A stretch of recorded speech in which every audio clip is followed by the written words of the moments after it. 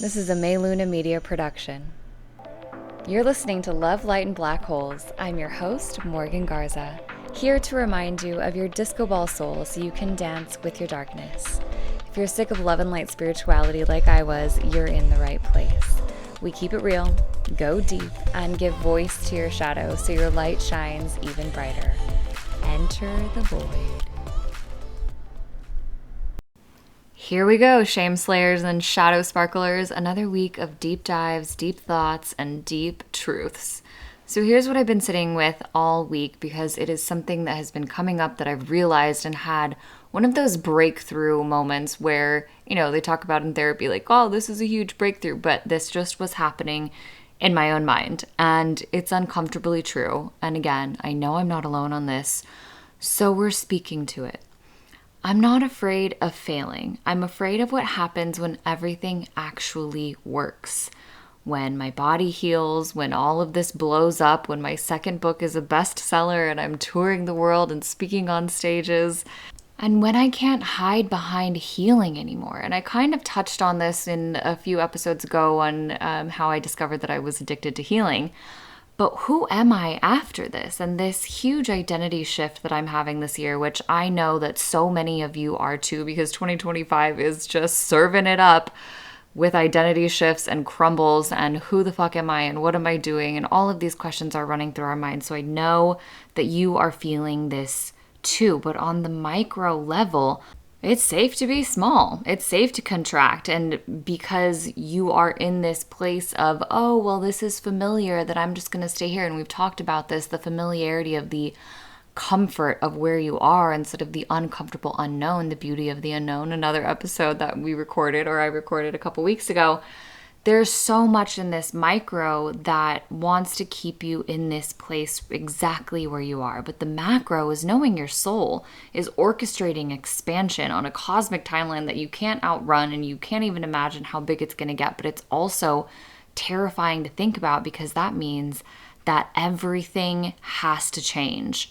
And this is the part that no one wants to admit. You're not really afraid of failing. You're terrified of meeting of the version of you who can no longer hide. And you know that Marianne Williamson line, the one that gets quoted at every graduation and was misattributed to Mandela for like 20 years. Preface, I am not a big Marianne Williamson fan. She kind of gives me the creeps, and I heard a lot of terrible things come out about her when she was running for president.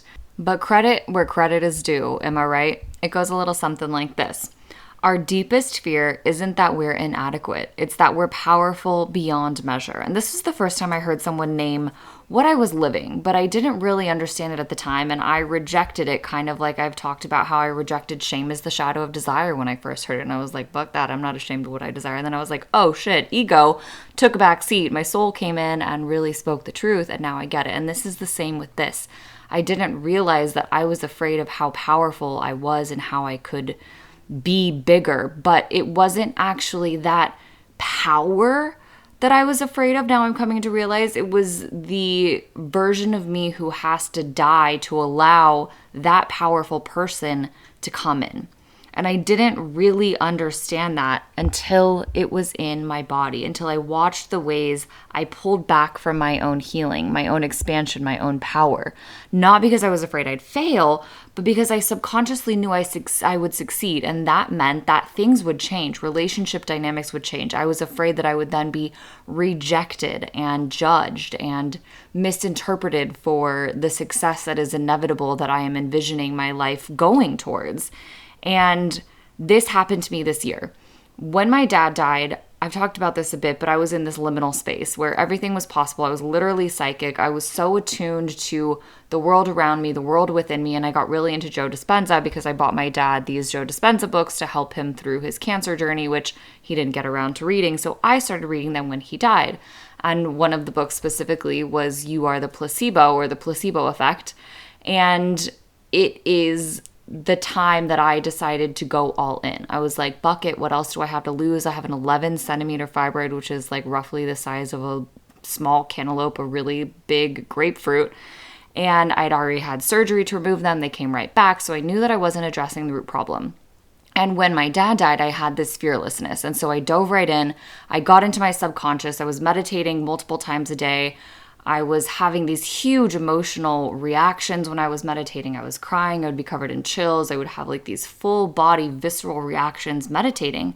And my fibroid shrunk. Like it's so big that I could see it when I was lying down. It's a big hump in my lower abdomen. And after meditating, it went away. And even digging around in my abdomen, I couldn't really find it. My periods changed and everything changed. And then I stopped. At the moment, I recognized what I was doing. I realized that I was shrinking my fibroid. I realized that I was changing my body with my mind. I realized that I was like literally, physically changing my body with my thoughts. And then I stopped. Like I turned the faucet off. And along with that, my liminal space died too. The space that I was really moving through and walking between worlds, that connection, like the portal closed.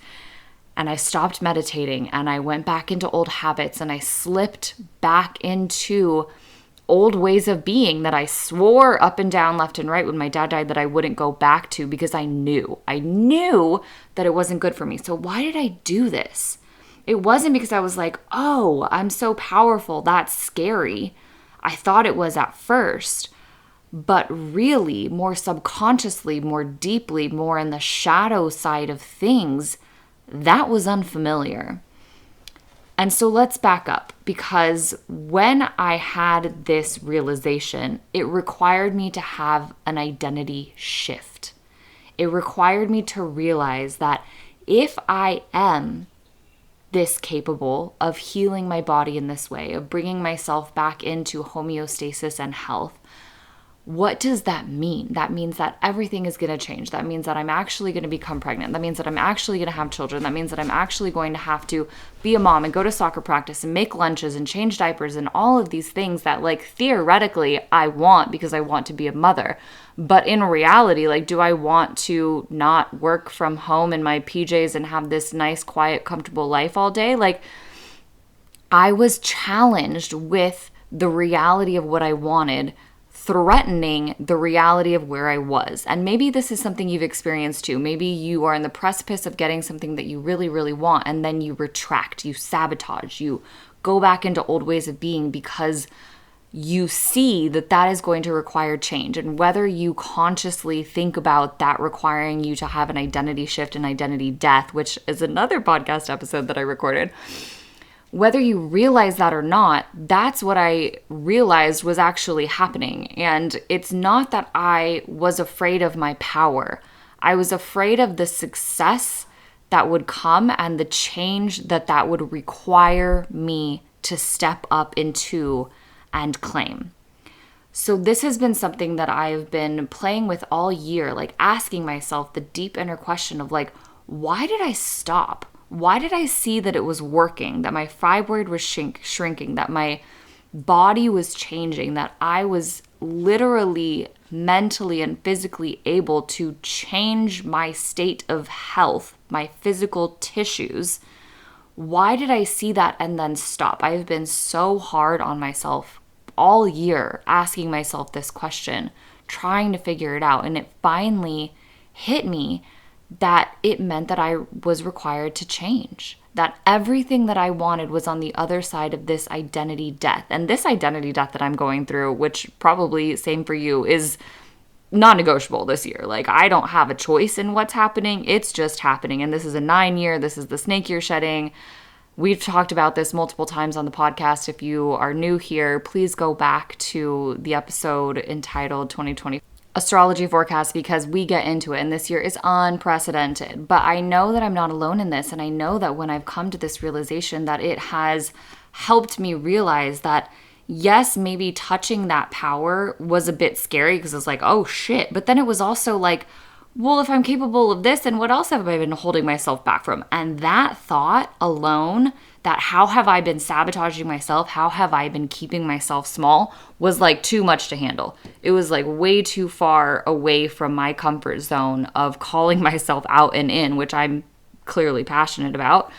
But it was too much. And so I retracted, I retreated, I stopped meditating, I went back into dis-ease. And I started doing things that kept me in these patterns that I don't want to be in these states of health that I know are not good for me and are not going to lead to fertility or just like keeping blood in my body, A of all.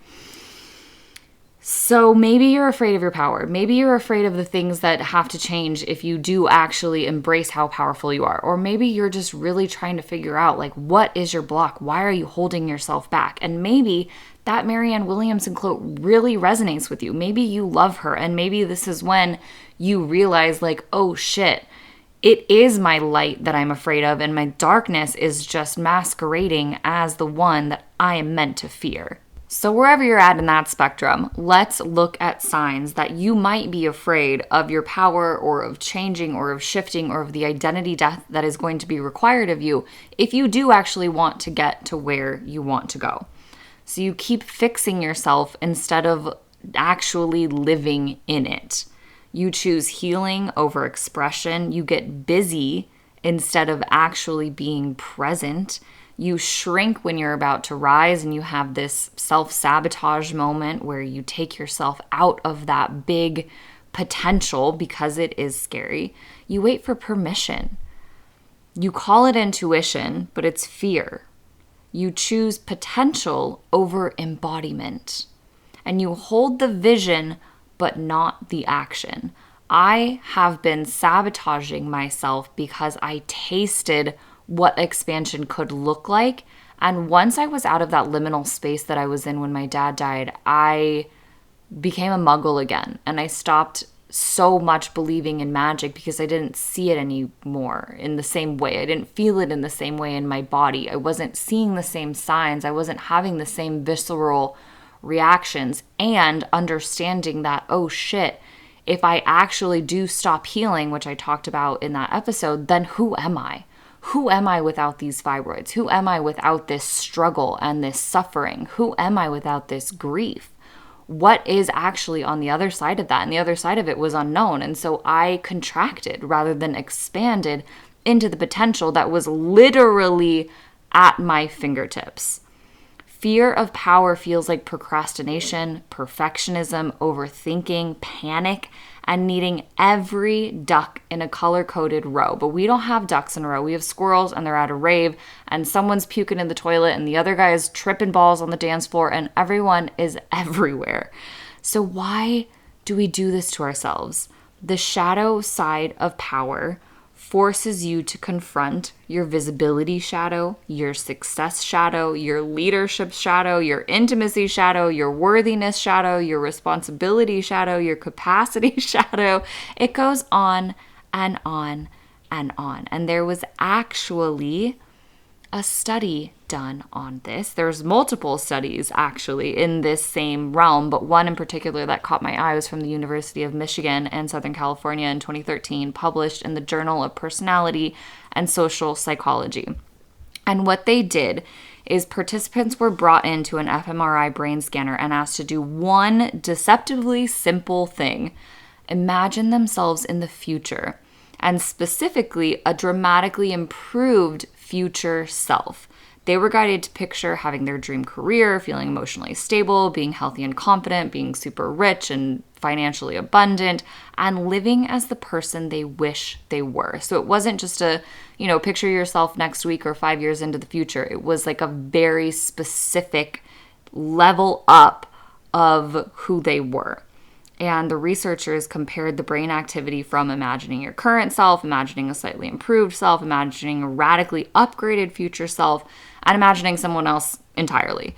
And what they discovered, and this is huge, when people imagined a slightly improved future self, the brain responded normally. It was like, yeah, we can see that happening.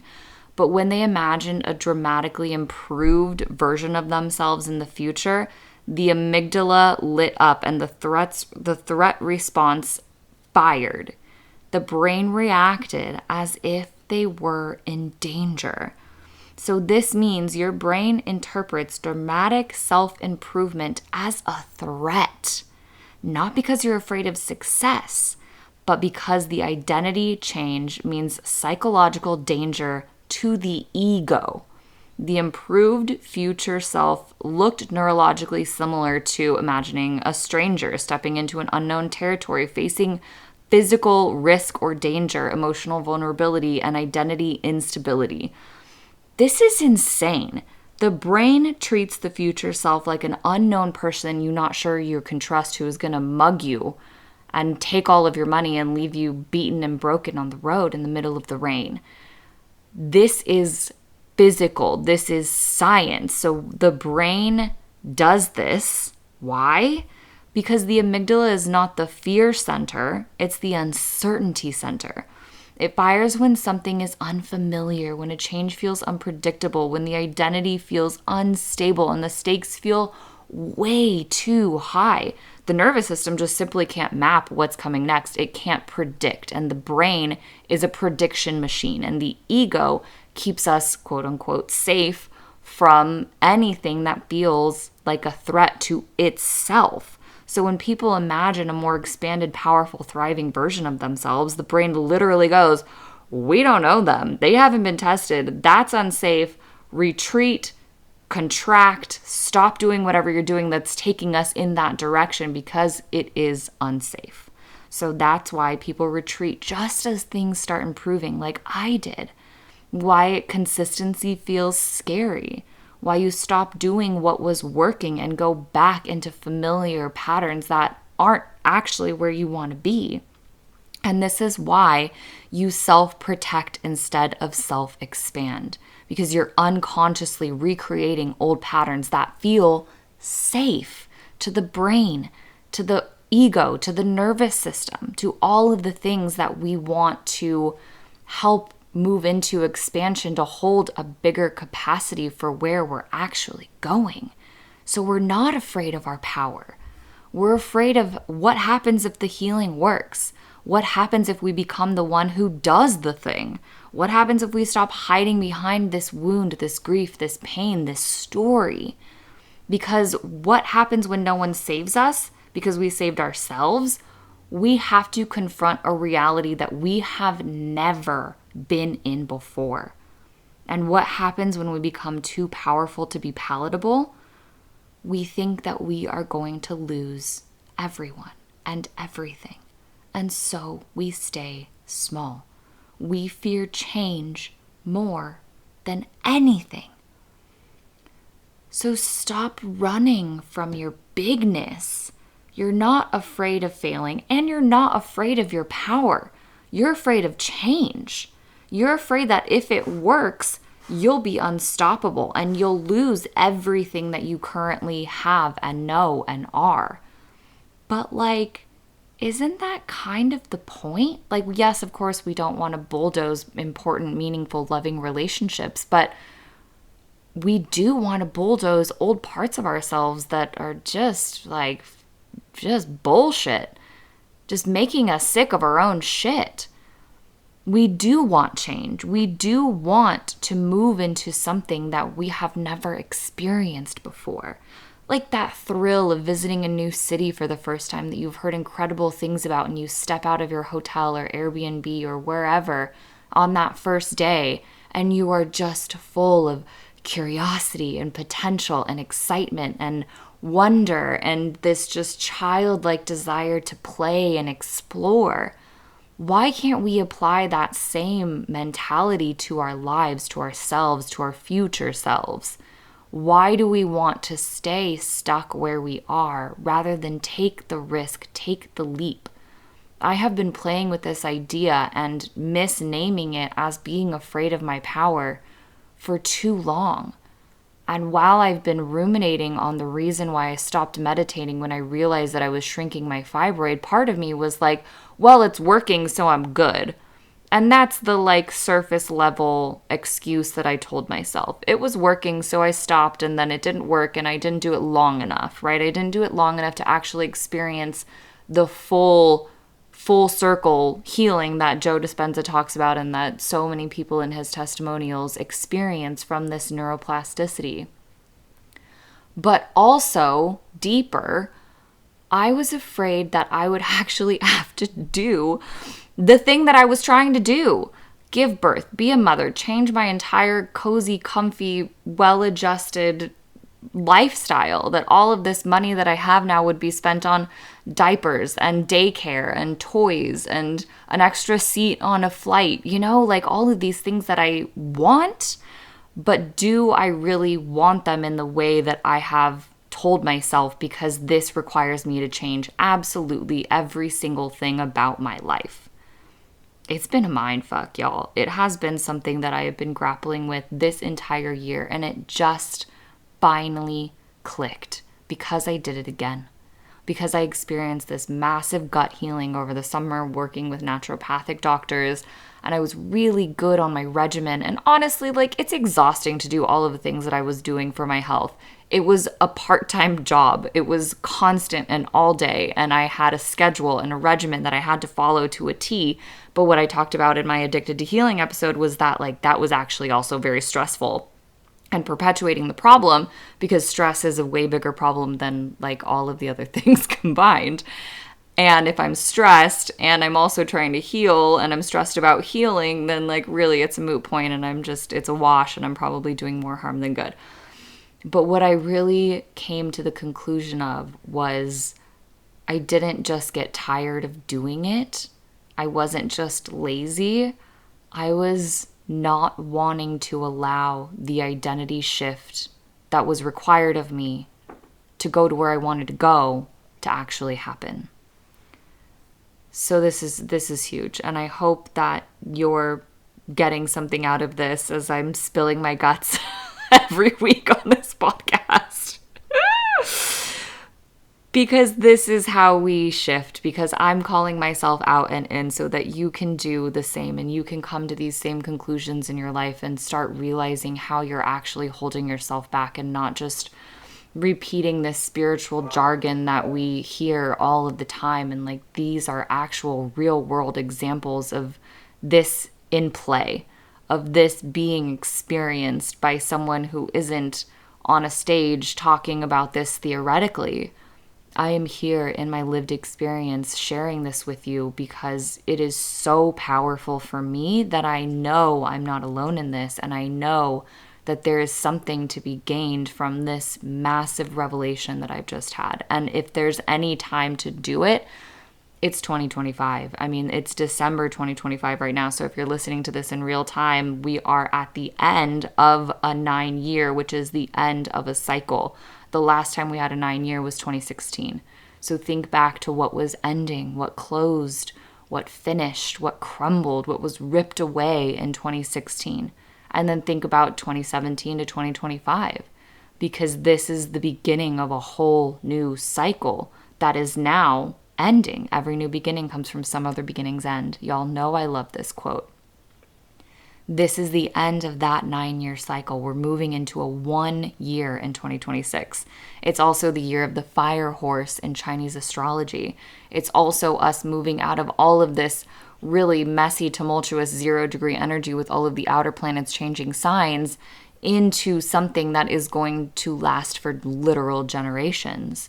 We are setting a whole new framework. So while you're in this crumble, while you're in the end of this year, at the end of this 9-year cycle, at the end of this snake year of shedding and rebirth and death, what are you not bringing with you? I for sure as fuck am not bringing with me this idea that I'm afraid of what I actually want, that my shame is the shadow of desire. I have shame around what I want because I am afraid that I'm going to actually have to do it.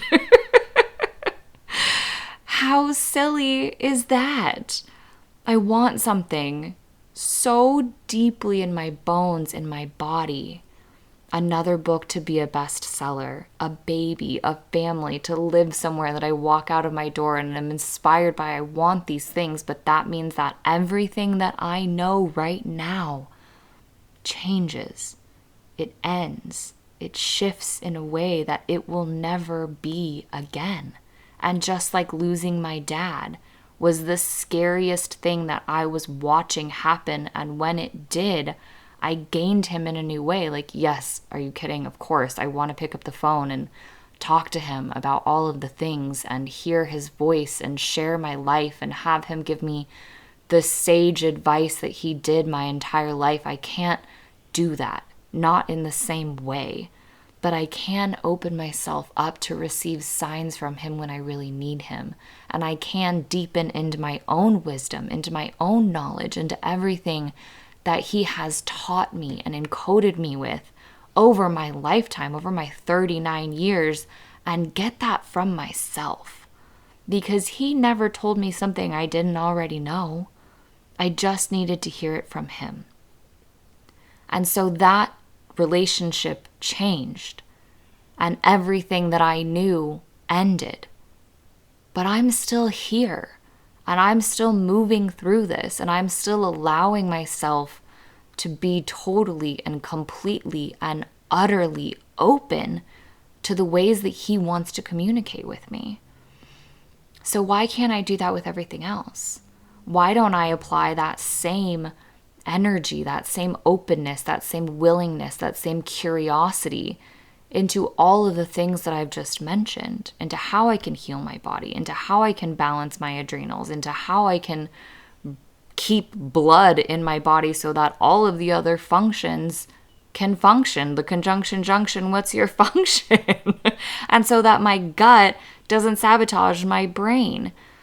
There are so many things that I can do, but that requires me to move into a life that I've never had before, into a reality that I've never seen, that I've never experienced in this way. Yes, of course, I have the experience of life pre-fibroids and having a perfect period and having fertility and just being super chill in all of the ways. But that wasn't with all of the life experience that I have now that has changed me for sure on a cellular level, on a neurological level, on an everything level. So this is my proposal to you. Identify what it is that you want and all of the ways that you're scared shitless of getting it. All of the ways that you're going to have to change to become that person that has it. Because I guarantee you're not afraid of having it. You're not afraid of the power that you're going to have when you have it. You're afraid of what that power means, of what it might change, of the people that it might shift in your life, of the ways that your life is going to be different because of it. You're not afraid of your power, like Marianne Williamson said. You're not afraid of your darkness either. You're afraid of what it means, of what it's going to require of you to face it. Either way, dark or light. So think about what you want and how it scares you. Because your power is steady. It's not something to be feared. It's the change that shakes you to your core. Message me and let me know how this lands. I love hearing from you. I've gotten some amazing emails, some episode requests that I'm going to be weaving in. So thank you for those. Keep them coming. You can DM me on Instagram. You can shoot me an email. Thank you so much for allowing me to share this with you and for coming back with such beautiful and thoughtful and vulnerable responses, because this is how we all shift and change together. I'll see you next week. Love, light, and black holes. Thanks for diving into the void with me. If today lit something up in you or cracked something open, follow the show and leave a review so we can magnetize more shame slayers and shadow sparklers into this world. Want more? Step through the portal at lovelightandblackholes.com. That's where the wild magic lives. Until next time, dance with your darkness like it's your favorite song and watch the whole universe light up.